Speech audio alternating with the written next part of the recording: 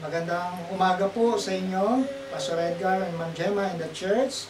We are happy that you are celebrating your 23rd church anniversary, and we want to be a blessing to your church as this message in the book of 1 Thessalonians chapter number 3 verse 12.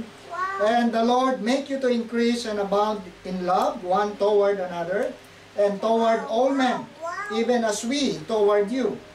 To the end, He may establish your hearts unblameable in holiness before God, even our Father, at the coming of our Lord Jesus Christ with all His saints.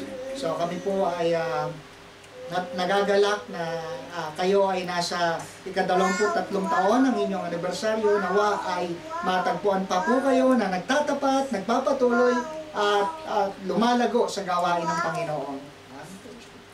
Happy 23rd Church Anniversary, Landmark Bible Baptist Church, IM Nueva Ecija, and congratulations, Pastor Edgar Donaire and Ma'am Gemma.